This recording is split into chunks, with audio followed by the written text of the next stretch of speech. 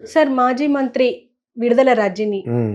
తన పిఏ ద్వారా ఒక స్టోన్ క్రషర్‌ని బెదిరించి 2,20,00,000 హ్మ్. వసూలు చేశారు అని చెప్పేసి ఫిర్యాదు చేశారు హోంమంత్రికి. హ్మ్. దీని గురించి మీరేమంటారు సార్? ఆడికి బుద్ధుందా ఫిర్యాదు చేసినోడికి? ఈళ్ళెళ్లి కెలికారనమాట. మన అనిత తాలూకోళ్ళు. నువ్వు హ్మ్. నాకు చెప్పు నేను ఇప్పిస్తాను. ఏం హోంమంత్రి. ఇప్పిస్తావు నువ్వు? ఇచ్చినట్టు ఆ ₹2,00,00,000కి అకౌంట్ చూపించమనండి. ఈవిడికే నాలెడ్జ్ లేదు. అలా ఎవరైనా ఎలిగేషన్ చేసినప్పుడు అర్థం ఉండాలి. 2,00,00,000 ఎవడన్నా వైట్ ఇవ్వగలడా? వైట్ ఇస్తే ఇచ్చినట్టు లెక్క. క్యాష్ ఇస్తే ఇచ్చినట్టు లెక్క కాదు. అది చెల్లదు. అయినా దాని గురించి కొంచెం సరదాగా మాట్లాడుకోవాలి కాబట్టి, ఇటు అనిత గురించి కూడా మాట్లాడుకోవచ్చు. నీకు తెలిస్తే తెలిసినట్టు చేయించాలి. ఆళ్ళే చేయించారు. నువ్వు అప్పుడు ఇచ్చినప్పుడు బుద్ధి లేదేంటి నీకు? పని జరగడానికి ఇచ్చావు. ఇప్పుడు ఎందుకు చెప్తున్నావు? పని జరగలేదా? జరిగే లోపల ఎలక్షన్ వచ్చేసినాయా? జరిగే లోపల తెలుగుదేశం వచ్చేసిందా? ఏంటి నీ గోల ఏంటి? ఇచ్చినోడు ఆడెవడు చలపతి అన్నవాడా? హ్మ్. ఇస్తే ఇస్తే? ఎలాగిచ్చావు? చెక్ ఇచ్చావా? అడుగుద్ది కోర్టు. ప్రూవ్ చేయమంటది. ఫోన్‌పేలో వేసావు పోనీ 2,00,00,000 వేసేయగలవా నువ్వు ఫోన్‌పేలోను? అంచేత ఇవన్నీ కూడా ఊరికనే వైఎస్ఆర్‌సీపీ మీద ఎంత వీలుంటే అంత వీలు వరకు ఈ చిలకలూరిపేట నుంచి వచ్చింది కాబట్టి ఆ అమ్మాయి రజని అన్న అమ్మాయి ఆవిడ మీద తీసుకుంటుంది. ఆవిడ అనుకుంటుంది 2,00,00,000 ఏంటి నేను 20,00,00,000 తీసుకుంటేనే సరిగ్గా చెప్పలేదేమో ఎదవాడు అనుకుంటుంది. హ్మ్. ఇది పెద్ద జోక్ కాబట్టి ఎన్నిని అన్నిటికి చెప్పింది 2,00,00,000 ఏమిటాడు 2,00,00,000 ఆడికి ఇస్తే మరి నాకెంత ఇస్తావు అంటదా? అందరూ అటువంటి వాళ్ళే. ఇటువంటి ఏదో న్యూస్ చెప్పి వాళ్ళు ఏదో మెలైన్ చేయడం కోసం తిరుపతి లడ్డుల్లో కొవ్వు కలిసిందన్నట్టుగా ఉంటుంది. ఇప్పుడు అది పెద్ద జోక్ అయిపోతే చూస్తారు రేపటి నుంచి. ఎట్రా ఏం వేస్తున్నావు? ఖచ్చితంగా. తిరుపతి లడ్డుల్లోనే కలిపావు నువ్వెంతరా అంటాడనమాట. ఇది పెద్ద జోక్ అయిపోతే చూస్తూ ఉండండి. అవును. అంటే ఇంతవరకు ఈ విధంగా ఏమో ఎక్కువ చేయడానికి కరెక్ట్ అయిన ఆధారాలు ఆయన దగ్గర ఉండుంటాయి. అర్థమైందా మీకు? వాళ్ళని ఎక్కువ చేయడం ఒకటి. వాళ్ళు స్ట్రాంగ్ కేసులు పెట్టాలంటే జగన్ మీద స్ట్రాంగ్ కేసు పెట్టడానికి చూస్తున్నారు ఇప్పుడు. ఎక్కడ దొరకట్లేదు. చిక్కడు వదలలాగా. అర్థమైంది మీకు? చిక్కడు దొరకట్లేదు. ఏదో విధంగా అతన్ని ఇరికించాలి. ఎందుకంటే అతను బయట గట్టు మీద నడుచుకుంటూ వెళ్ళిపోయి నేను అన్ని కోట్లు ఇచ్చాను అన్నాడు వరదలకి. ఎక్కడిచ్చాడు అంటున్నాడు. మీరు ఎక్కడిచ్చారు చెప్పండి మరి. గవర్నమెంట్ డబ్బు కాకుండా మీరు ఎక్కడిచ్చారు చెప్పండి మరి జేబులోంచి. మరి వీళ్ళు అంటున్నారు అంటే అపోజిషన్ వాళ్ళు ఇవ్వాలా జేబులోంచి తీసి? సినిమా యాక్టర్లు ఇవ్వాలా? మీరు ఇవ్వరా? మీరు ఎంత ఇచ్చారు ఒక్కొక్కరు? మరి అనౌన్స్మెంట్లో అందులో ఆ డిస్క్లోజ్ చేయడంలోనే వేల కోట్లు చేశారు కదా. ఆయన ఎవడో పెనిమర్స్ అన్నాడు ఎవడోడో 5,400 కోట్లు గుంటూరు అతను చేశాడు అన్నారు కదా తెలుగుదేశం యుఎస్ నుంచి వచ్చి. అదేదో ఒక ఆయన పేరు వచ్చి Pemmasani. How much you gave? నీకున్న డిస్క్లోజ్ చేసిన ప్రాపర్టీకి you can give more than 50-60 crores or 100 crores. ఆ ఏరియా కదా పోయింది. You should have given. అంటే అపోజిషన్ వాళ్ళు ఇవ్వాలా? జగనే ఇవ్వాలా? సినిమా యాక్టర్లు ఇవ్వాలా? జూనియర్ ఎన్టీఆర్ ఇవ్వాలా? చిరంజీవి ఇవ్వాలా? ఇదేమన్నా రూలా? అసలు ఇది అర్థం అవ్వట్లేదు నాకు. మీరు రూలింగ్ పార్టీలో మీరు ఇవ్వకూడదా? మీరు ఒకటి దగ్గర ఉన్నాయి కదా మరి. ఆడెవడో మరి 5,600 కోట్లు అన్నాడు కదా. అతను ఇవ్వచ్చు కదా. నేను వచ్చి మొత్తం సంస్కరించేస్తాను అన్నవాడు ఒక 100 కోట్లు. మీకు అర్థమైంది ఇప్పుడు మీకు? చంద్రబాబు నాయుడు కన్ give other than government you can give 100 crores నీకున్న ప్రాపర్టీకి హెరిటేజ్కి. లోకేష్కి ఇవ్వచ్చు. వాళ్ళు డిస్క్లోజ్ చేసిన వాళ్ళు మదర్ వాళ్ళు అందరూ డిస్క్లోజ్ చేసిన బోల్డ్ ఉంది. అందరూ కొంత ఇవ్వండి. అవి ఎక్కడ చెప్పట్లేదు. ఓన్లీ తీసుకునేమాట వాళ్ళ యొక్క ఖజానాల్లో గవర్నమెంట్ తరఫున వేసుకోవడం తప్పితేనే ఏదో నాన్ సెన్స్ ఇది. అదేవిధంగా హోంమంత్రి ఆవిడకి షీఈ్ నాట్ ఎలిజిబిలిటీ లేదు తనకి. ఎక్స్పీరియన్స్ లేదు, ఏం లేదు. ఏదో నామకా వస్త్రే పెట్టాడు. ఈవిడేదో వచ్చిరా అని ఇంగ్లీష్ మాట్లాడుతూ ఉంటుంది. ఆ టైప్లో అది ఆవిడ కూడా అవతల పక్కన కూడా ఫ్యాన్సీ ఐటెం కింద లెక్క ఆవిడ ఎవరో విడుదల రజని. నేడే విడుదల ఆవిడ పేరు గుర్తొచ్చినప్పుడు నాకు నేడే విడుదల గుర్తొస్తున్నప్పుడు నేడే విడుదల రజని. సో ఆవిడకి అనుకుంటుంది అనమాట.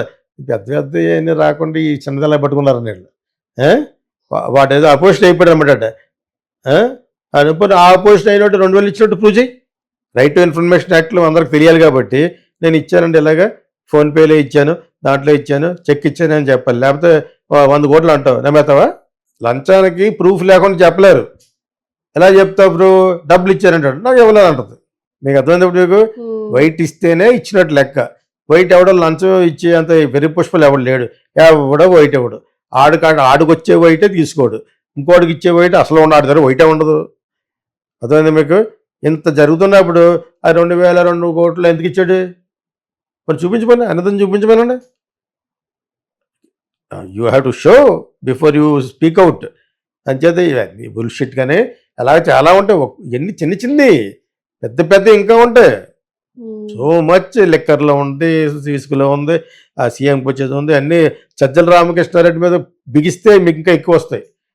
మనం అందరికి సలహాలు ఇస్తాం కాబట్టి అతను బిగిస్తే టైట్ చేస్తే మొత్తం వచ్చేదే బయటికి. అంటే ఇప్పుడు హోంమంత్రికి సలహా ఇస్తున్నారా? వాళ్ళ తరపున ఏడ్చేవారు పడటం ఎవరి తరపునట్టు గవర్నమెంట్ ఖజానానని గవర్నమెంట్ ప్రజల డబ్బులు తినేసి ఎవరికైనా అపోజిషనే. నాకు మీరు ఇద్దరు చేయవలసిన పనులు లేవు. నేను మోడీ గారితో చేయించుకుంటాను. నేను ఎప్పుడు మోడీ గారి తరపునే. కాకపోతే నా బాధల్లా చెత్తోళ్ళు అందరూ చేర్చుకుంటున్నారు. మీరు ప్రతి పనికిమాలని బీజేపీలో చేర్చుకుంటున్నారు. అది ఒకటే నా అభిషేకం. My contention against BJP and Modi is only that. లేకపోతే నేను పిఎం ఆఫీస్కి వెళ్ళి చేయించుకుంటాను పనులు. వీళ్ళతో ఎవడు పడతారు, వీళ్ళతో ఆడించేస్తారు వీళ్ళు. అంత అంత పని నిజంగా ఉంటే నాకు ఉండేది ఒక ఢిల్లీలో ఆఫీసే ఉండేది. నాకు చేయించుకోవాలంటే వెళ్ళిపోతే రైట్ఫుల్గా చేయించుకుంటాను అక్కడికి వెళ్ళి నేను. సో ఇక్కడ వీళ్ళని క్రిటిసైజ్ చేసినంత మాత్రం మన పోయింది లేదు, వచ్చేది లేదు. కాకపోతే మన గవర్నమెంట్లో మన ప్రజలు బాగుండాలి కాబట్టి, ఇక్కడ కానీ తెలుగు రాష్ట్రాల్లో ఉన్న బాగుండాలి కాబట్టి ఇక్కడ జరుగుతున్న జనాలకి చెప్పాలి కాబట్టి చెప్తున్నాం. అయితే వీళ్ళు శ్రేష్ఠులు ఏం కాదు, వాళ్ళు శ్రేష్ఠులు కాదు. అంచేత ఈ ఎలిగేషన్లు అలా వస్తూనే ఉంటే ఆ ఎలిగేషన్ స్ట్రాంగ్గా ఉండాలంటే నువ్వు స్ట్రాంగ్ ఆధారాలు కావాలి. 2000 అంటే 2,20,00,000 ఇచ్చిన దానికి కూడా ఆధారం ఉండదు. Is very difficult. ఎందుకు ఇస్తాడా మినిస్టర్కి? బ్లాక్ ఇచ్చాడా? ఏంటి ప్రూఫ్? బేస్లెస్ ఇవన్నీ. ఇప్పుడు ఒక చీఫ్ మినిస్టర్కి 100 కోట్లు ఇచ్చామనుకో, మనం ఇచ్చినట్టు ఎక్కడ ఉండదు. ఒక పేద ఫ్యాక్టరీ పెట్టడానికి ఒక 1,000 ఎకరం కావాలి. ఈలోగా 500 కోట్లు ఇస్తున్నాం మీకు. అది కొంటే 3,000 కోట్లు ఉంటుంది.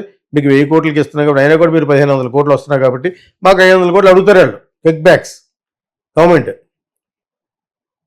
మన కేసీఆర్, అంతకుముందు చంద్రబాబు నాయుడు, అంతకుముందు వైఎస్ రాజశేఖర్, అందరూ ఇదే పని.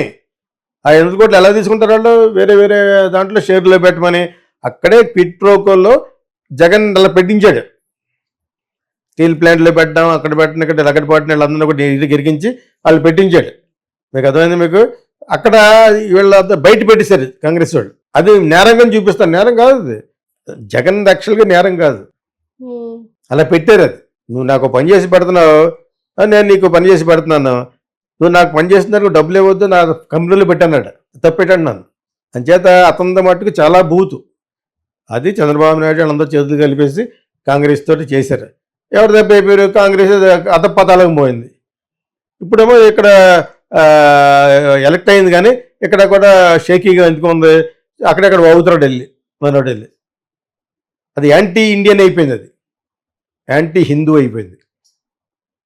100 సీట్లు వచ్చినాయి కదా అని సంతోషించే లోపల ఆ సంతోషం కూడా పటాపంచలు అయిపోయినట్టు చేశాడు రాహుల్ గాంధీ. బ్యాడ్ అయిపోయాడు. అక్కడ ఎటుకెళ్ళి ఫారిన్ కంట్రీ వెళ్ళి వాగాడు. టెర్రరిస్టులకి ఖాళిస్తాన్ మూమెంట్లో ఉన్న లండన్లో ఉన్న వాళ్ళకి సపోర్ట్ చేయడం, అలా చేయడంతో ఇప్పుడు రేపొద్దున మళ్ళీ ఓడిపోవచ్చు. అతని మీద డెత్ ఇది కూడా ఉంది, కిల్లింగ్ స్పీర్ కూడా ఉంది. దాని ఏమంటారు, చంపే ముందు అది కూడా బయటకు వచ్చేసింది. చాలా పొరపాటు కదా. యాక్చువల్గా ఎక్స్పెక్టెడ్ అతను అవ్వాలని నేను కోరుకున్నాను నేను. కానీ అతనికి వెళ్ళి అది ఒరిజినాలిటీ చెప్పేస్తున్నాడు. నేను కాశ్మీర్ నుంచి వచ్చాను, గ్రాండ్ ఫాదర్ పండిట్ చేత అప్పుడు బయట పడిపోయి ఏంటి సుబ్రహ్మణ్య స్వామి పక్కన గెలుగుతున్నాడు. వీడు అసలు హిందువే కాదని, అసలు ఇండియన్ సిటిజనే కాదని. ఇవన్నీ అవసరమా? నువ్వు ఎటువంటి మాట్లాడకుండా అసలు జోడో యాత్రలో ఏం చేసాడో అలాగే మాట్లాడవలసింది. ఇప్పుడు ఏదో వాగాడు, ఒక చెడ్డ పాట మాట్లాడితే మొత్తం అంటుకుంటుంది ఈ రోజులో. అతనికి ఉన్న పేరంతా పోయింది ఈ మధ్యన. నెక్స్ట్ కష్టం ఇది కాశ్మీర్లో తెలుస్తుంది. కాశ్మీర్లో బాగా వేసాడు కానీ